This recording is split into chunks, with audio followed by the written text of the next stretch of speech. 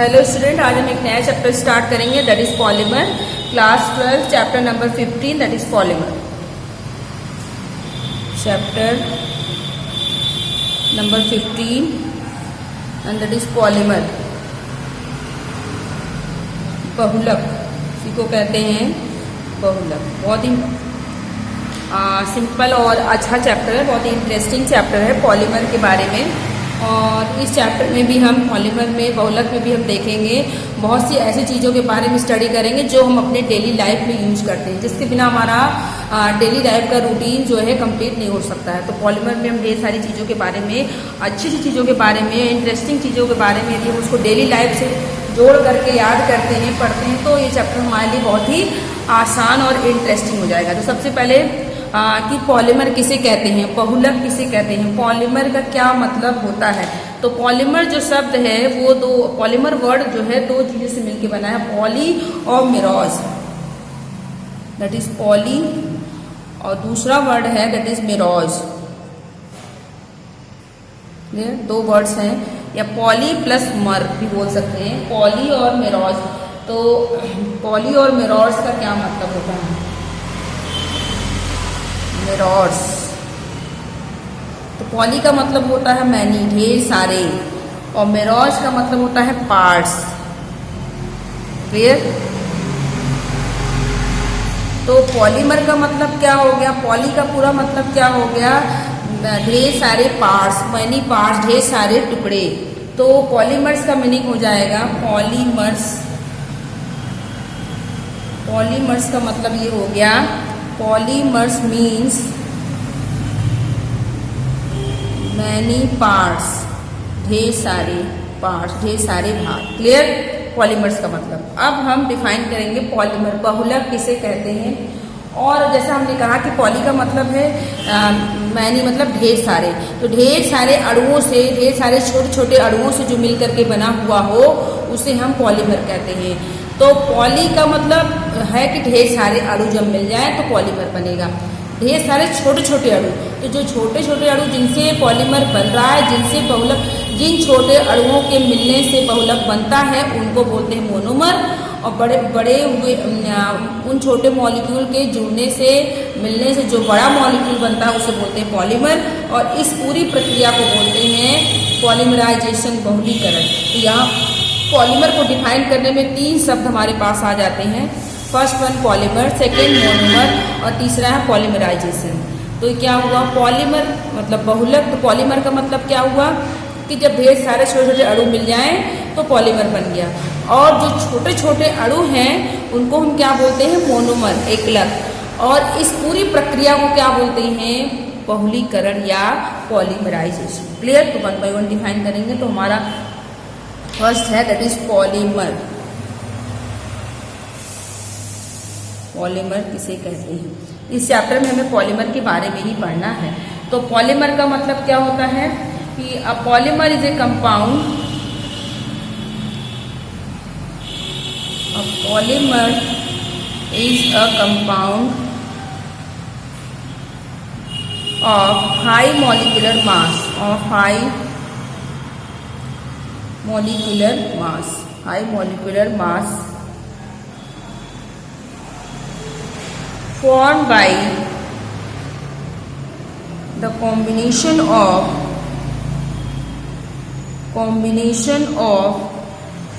large number of small units, a large number of small molecule, combination of large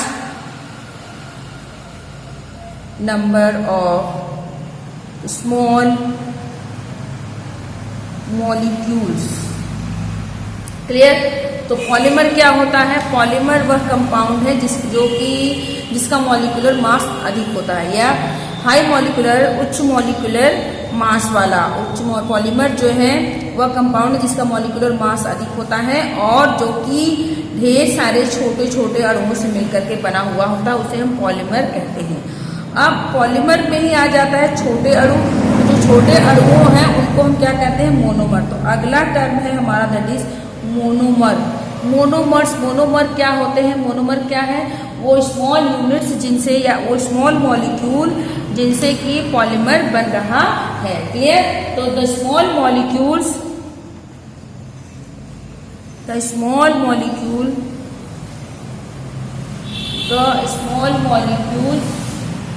constitute the repeating unit या the small molecules which constitute the polymer. The small molecules which constitute the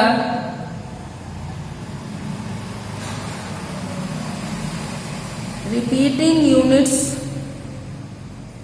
of small molecules या repeating units in a polymer,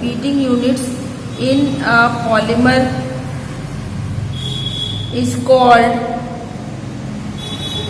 are called monomer. Clear? तो monomer क्या हुए? वो छोटे molecule जिनसे कि polymer बना हुआ है उसे हम मोनोमर कहते हैं। Clear?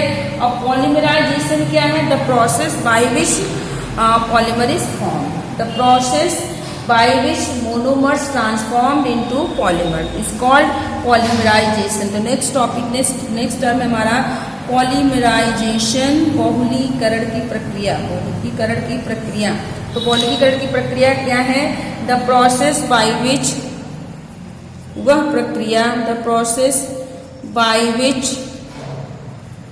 Monomers are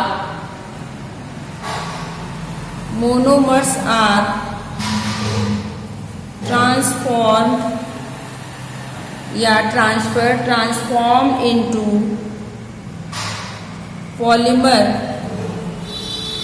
is called polymerisation. इस प्रक्रिया को क्या कहते हैं? पॉलीमराइजेशन। तो पॉलीमराइजेशन प्रक्रिया क्या होती है? वह प्रक्रिया जिसके द्वारा मोनोमर जो है वो पॉलीमर में ट्रांसफॉर्म या मोनोमर से पॉलीमर बनने की प्रक्रिया को पॉलीमराइजेशन कहते हैं। तो सिंपली हम कह सकते हैं कि polymer large number of, define कर सकते हैं इसको simply, large number of small molecules. Clear? Large number of small molecules जो है ये कन्वर्ट हो जाते हैं या मिलते हैं तो क्या बनता है? Large number of small molecules जब मिलते हैं तो जो है एक बड़ा मॉलिक्यूल बनता है, formation of big molecule. Clear? Large number of small molecule जब मिलते हैं तो क्या बनता है? Formation of big molecule, formation of an big molecule, ठीक है, formation of a big molecule, एक बड़े मॉलिक्यूल का फॉर्मेशन होता है। तो जो स्मॉल मॉलिक्यूल है उसे हम क्या कहते हैं? स्मॉल मॉलिक्यूल को कहते हैं मोनोमर। जो स्मॉल मॉलिक्यूल बना उसे हम क्या कहेंगे? मोनोमर। और जो बड़ा मॉलिक्यूल बना उसे हम क्या कहेंगे? That is polymer. वो क्या है? पॉलीमर। और इस पूरी प्रक्रिया को क्या कहेंगे? पॉलीमराइजेशन। क्लियर? ये इस तरीके से आप इसको डिफाइन कर सकते हैं, या जो हमने डेफिनेशन बताया वो, या आप इसको ऐसे भी लिख सकते हैं कि मोनोमर। क्लियर? मोनोमर ने मोनोमर्स, ढेर सारे मोनोमर कन्वर्ट हो जाए किसमें? पॉलीमर में, और उस प्रोसेस को क्या बोलते हैं? पॉलीमराइजेशन। क्लियर? तो आई थिंक आपको पॉलीमर, मोनोमर यानी कि बहुलक, एकलक और बहुलकीकरण में डिफरेंस समझ में आ गया होगा। तो पॉलीमर क्या है? वह कंपाउंड जिसका मॉलिक्यूलर मास अधिक होता है और जो कि लार्ज नंबर ऑफ या ढेर सारे छोटे मॉलिक्यूल या जो मोनोमर से मिलकर के बना हुआ हो। पॉलीमर वह कंपाउंड है जो मोनोमर से मिलकर बना होता है और जिसका मॉलिक्यूलर मास अधिक होता है। मोनोमर क्या है? मोनोमर जो है वो स्मॉल मॉलिक्यूल्स है जिसके द्वारा पॉलीमर बनता है। क्लियर है? और पॉलीमराइजेशन क्या है? वह प्रक्रिया जिसके द्वारा मोनोमर जो है पॉलीमर में कन्वर्ट होता है, प्रक्रिया जिसमें मोनोमर जो है पॉलीमर बनाता है, उस प्रोसेस को बोलते हैं पॉलीमराइजेशन। क्लियर? आई थिंक आपको समझ में आ गया होगा। नेक्स्ट हमारा टॉपिक है, तो हम पॉलीमर क्लियर हो गया। अब हम डिस्कस करेंगे क्लासिफिकेशन ऑफ पॉलीमर। तो नेक्स्ट हमारा हेडिंग है that is classification of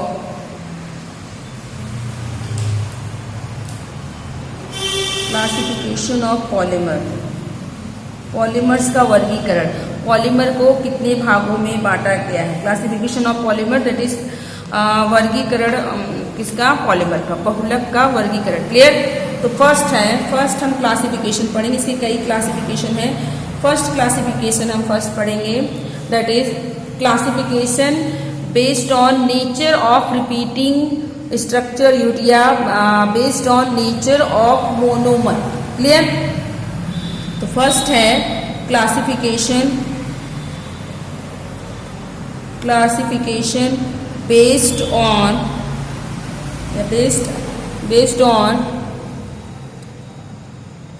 on the nature of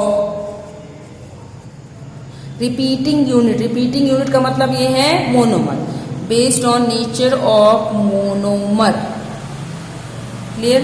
तो पहला क्लासिफिकेशन किस पे आधारित है, मोनोमर के नेचर के आधार पर कि मोनोमर एक ही तरह के मोनोमर होंगे तो उसे क्या कहेंगे, यदि एक से मतलब डिफरेंट काइंड के डिफरेंट टाइप के मोनोमर हों तो उसको हम क्या कहेंगे। तो मोनोमर के नेचर के आधार पर, मोनोमर के एकलक के नेचर के आधार पर पॉलीमर दो प्रकार के होते हैं। फर्स्ट है हमारा दैट इज होमोपॉलीमर, और दूसरा है second one that is copolymer. Next है दैट इज कोपॉलीमर। तो फर्स्ट हेडिंग होगी हमारी दैट इज होमोपॉलीमर्स।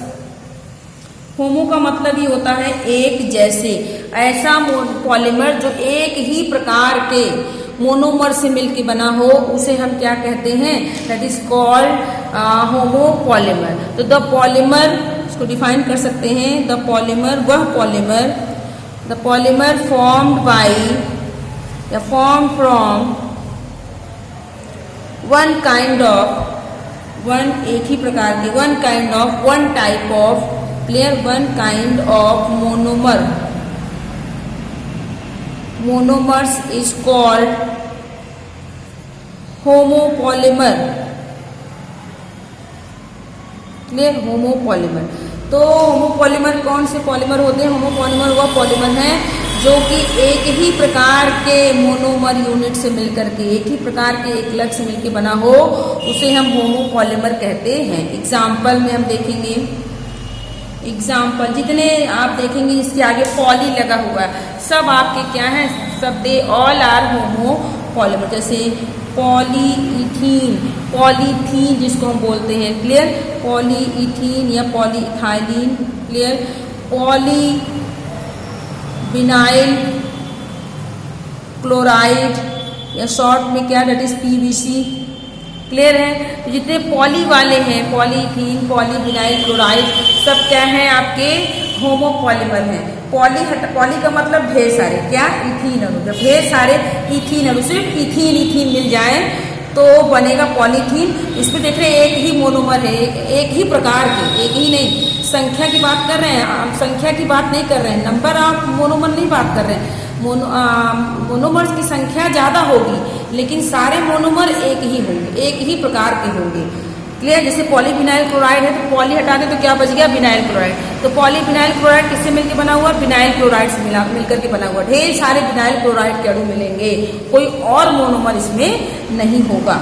जैसे उसको हम दिखा सकते हैं, जैसे हमारे पास पॉलीथीन है तो CH2 double bond CH2, poly हटा दिया क्या बच गया, ethene, CH2 double bond CH2 और N लगा दिया, मतलब इथीन के ढेर सारे अणु मिल गए। और जब इथीन के ढेर सारे अणु जब मिलेंगे तो क्या बना लेगा, पॉलीमराइजेशन होगा और बना लेगा CH2 का होल N। तो ये क्या हो गया, इथीन हो गया और दूसरा वाला क्या हो गया, दैट इज पॉलीथीन। क्लियर। तो ये क्या हो गया, दैट इज इथीन और ये क्या हो गया, पॉलीइथीन। क्लियर। और इस प्रक्रिया को क्या बोलेंगे, पॉलीमराइजेशन। क्लियर है। और ये किस तरह का पॉलीमर हो गया, दैट इज होमोपॉलीमर। होमोपॉलीमर जो केवल इथीन से मिलकर बन रहा है तो दैट इज होमोपॉलीमर। क्लियर है। इस तरीके से पॉलीविनाइल क्लोराइड भी बनेगा, तो उसको हम आगे डिस्कस करेंगे। यहाँ पर एक ही एग्जाम्पल डिस्कस कर रहे हैं हम। नेक्स्ट है दूसरा हमारे पास दैट इज कोपॉलीमर। कोपॉलीमर। एक चीज और, होमोपॉलीमर को बोलते हैं समबहुलक, समबहुलक, और कोपॉलीमर को बोलते हैं दैट इज सहबहुलक। क्या है ये? सहबहुलक। अब देखिए, होमो का मतलब एक जैसे मोनोमर, लेकिन कोपॉलीमर का मतलब है डिफरेंट काइंड ऑफ मोनोमर। यहाँ पर मोनोमर का एक ही प्रकार का नहीं होगा, बल्कि more than one kind. Clear? एक से ज्यादा प्रकार के मोनोमर यूनिट मिलते हैं तो कोपॉलीमर बनता है। क्लियर है? तो पॉलीमर दोनों एक दूसरे के जस्ट अपोजिट हैं। Polymer form from more than one kind of monomer, more than one kind of monomer units, more than one kind of monomer unit is called copolymer. अब एग्जाम्पल बताएंगे तो आपको समझ में आ जाएगा कि मैं कहना क्या चाह रही हूँ। कोपॉलीमर। क्लियर? तो कोपॉलीमर क्या होते हैं? वह पॉलीमर जो एक से अधिक प्रकार के मोनोमर से मिलकर बना होता है, उसे हम बोलते हैं कोपॉलीमर। एग्जाम्पल में देखें तो आपको क्लियर हो जाएगा। तो एग्जाम्पल इसका आप देखिए, दैट इज बूनायस। एग्जाम्पल है बूनायस, जैसे हमने ले लिया। बूनायस क्या है? That is polymer. ये क्या है? पॉलीमर। अब इस बूनायस के मोनोमर क्या है? देखें, बूनायस के मोनोमर आप देखेंगे, मोनोमर मतलब बूनायस किन से मिलके बना हुआ है। तो आप देखेंगे जो बूनायस है वो किससे मिलके बना हुआ है? That is one three butadiene. इसके दो मोनोमर हैं, पहला है 1,3-ब्यूटाडाइईन और दूसरा मोनोमर है S Buna for one three butadiene and S for styrene. S for styrene. तो दो चीजों से मिलकर बना हुआ है, 1,3-ब्यूटाडाइईन से और साथ में दैट इज स्टाइरीन से। ये तो दो यूनिट से मिलकर बना हुआ है, तो होमोपॉलीमर। एक तो हमने ये बता दिया आपको, बूनायस इसका एग्जाम्पल। दूसरा एग्जाम्पल जैसे हमारे पास है नायलॉन 66, नायलॉन 66 नहीं, दैट इज नायलॉन 66। तो ये क्या है? ये किससे मिलकर बना हुआ है? तो इसमें क्या क्या चीजें होती हैं? इसके क्या मोनोमर है? ये क्या है? एक प्रकार का पॉलीमर है। नायलॉन 6 क्या है? एक प्रकार का पॉलीमर है। इसका मोनोमर देखें, इसके दो मोनोमर हैं। पहला that is adipic acid. Adipic acid formula सब बताएंगे अभी जब हम डिस्कस करेंगे सिंथेटिक पॉलीमर के बारे में, तो वहां पर ये सब हम फिर से डिस्कस करेंगे कि इनको कैसे बनाते हैं और इसके क्या यूजेस है, सब हम डिस्कस करेंगे। एडिपिक एसिड और दूसरा है हेक्सा मिथाइलिन डाइईन। इसलिए मैं यहाँ पर डिटेल में इनके प्रिपरेशन या स्ट्रक्चर को नहीं बता रही हूँ क्योंकि हमें फिर से पढ़ना है इसको। तो देखिए ये मोनोमर हो गए। बूनायस का बूनायस, तो बूनायस आप देख रहे हैं इसमें। अब दोनों में आप अंतर समझ सकते हैं कि जो होमोपॉलीमर था तो उसमें केवल एक ही मोनोमर, एक ही प्रकार का इथीन इथीन इथीन जुड़ करके पॉलीथीन, बिनाइल क्लोराइड जुड़ते हुए जाएंगे पॉलीविनाइल क्लोराइड। लेकिन कोपॉलीमर में एक से ज्यादा टाइप के मोनोमर होंगे। जैसे बूनायस हो गया, इसके दो मोनोमर 1,3-ब्यूटाडाइईन का एक और स्टाइरीन का एक मिले तब तो जाकर के एक मॉलिक्यूल बनेगा। इसी तरीके से ढेर सारे 1,3-ब्यूटाडाइईन और स्टाइरीन मिलते जाएंगे तो बूनायस बनेगा। इस तरीके से नायलॉन 6 में एडिपिक एसिड के ढेर सारे अणु, हेक्सामिथाइलिन डाइईन के ढेर सारे अणु मिलेंगे तो नायलॉन 6 बनता है। क्लियर? तो ये हो गया मोनोमर के नेचर के आधार पर। मोनोमर के नेचर के आधार पर आपने देखा कि पॉलीमर जो हैं दो प्रकार के होते हैं, एक होमो और दूसरा कोपॉलीमर, समबहुलक और सहबहुलक। दूसरा क्लासिफिकेशन हम पढ़ेंगे, सेकेंड क्लासिफिकेशन है हमारा, दैट इज क्लासिफिकेशन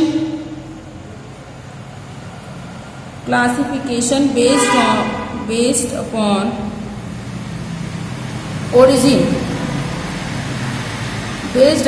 ओरिजिन या फिर सिंपली कह सकते हैं सोर्स, बेस्ड ऑन सोर्स। तो पॉलीमर का क्लासिफिकेशन जो है उसके सोर्स के आधार पर, उसके स्रोत के आधार पर, मतलब बहुलक जहाँ से मिलते हैं, बहुलक के स्रोत के आधार पर बहुलक का वर्गीकरण कितने भागों में किया गया है। तो मेनली जो है स्रोत के आधार पर पॉलीमर दो प्रकार के होते हैं, एक नेचुरल और दूसरा सिंथेटिक। प्राकृतिक और आपका जो है संश्लेषित बहुलक, दो ही होते हैं, बट एक इन दोनों के बीच का होता है that is semi synthetic polymer. Clear है? तो हम देख लेंगे। तो तो मेनली इसमें हम डिस्कस करेंगे, मेनली तो टू ही टाइप्स के पॉलीमर हैं, लेकिन हम दोनों को डिस्कस कर लेंगे। तो on the basis of origin polymers are classified into two types. Clear? तो आगे यहाँ पर on the basis of origin या source two types of polymer, two types of polymer, दो तरह के पॉलीमर है मेनली, बट हम तीन डिस्कस करेंगे यहाँ पर। कौन कौन से? फर्स्ट हम डिस्कस करेंगे that is natural polymer. Natural polymer, natural polymer क्या होगा? जो वह पॉलीमर जो हमें प्राकृतिक स्रोत से, मतलब प्लांट और एनिमल से मिलता है। तो polymers found in nature, found in nature, वो पॉलीमर जो नेचर से हमें मिलता है, फाउंड इन नेचर, मोस्टली किससे? Mostly in plants and animal, mostly हमें प्लांट और एनिमल से मिलता है, एनिमल सोर्स से। Clear? Are called natural polymer, इसे हम क्या कहते हैं? नेचुरल पॉलीमर, प्राकृतिक बहुलक। तो नेचुरल पॉलीमर किसे कहते हैं? नेचुरल पॉलीमर वह पॉलीमर है जो नेचर से मिलता है, स्पेशली हमें प्लांट और एनिमल सोर्स से मिलता है। क्लियर है? तो इसे हम नेचुरल पॉलीमर कहते हैं, प्राकृतिक बहुलक कहते हैं। अब देखिए प्राकृतिक बहुलक के अंतर्गत क्या क्या आते हैं, एग्जाम्पल हम देखेंगे यहाँ पर। प्राकृतिक बहुलक जो पॉलीमर प्राकृतिक हैं, कौन कौन से हैं? फर्स्ट है हमारा that is first one that is polysaccharide, polysaccharides या कार्बोहाइड्रेट। कार्बोहाइड्रेट क्या है आपका? जो है कार्बोहाइड्रेट क्या है? ये आपका नेचुरल पॉलीमर। तो पॉलीसेकेराइड्स में क्या आ जाएंगे? दैट इज स्टार्च हो गया, सेलुलोज हो गया या ग्लाइकोजन, ये सब पॉलीसेकेराइड है और सब के सब प्राकृतिक पॉलीमर हैं, आपके नेचुरल पॉलीमर हैं। इनके मोनोमर क्या है? मोनोमर किसके?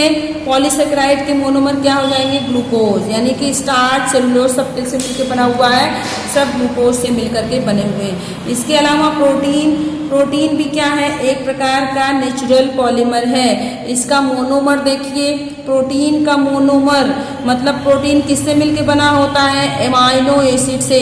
ढेर सारे एमाइनो एसिड मिल जाए तो प्रोटीन मिल जाता है। क्लियर? नेक्स्ट है हमारे पास that is nucleic acid. Nucleic acid एक प्रकार का नेचुरल पॉलीमर है और इसका मोनोमर आप देखेंगे तो मोनोमर हो जाएगा दैट इज न्यूक्लियोटाइड। तो ढेर सारे न्यूक्लियोटाइड मिल जाए तो हमें क्या मिल जाएगा? Nucleic acid. नेक्स्ट हम डिस्कस करेंगे नेक्स्ट वीडियो में।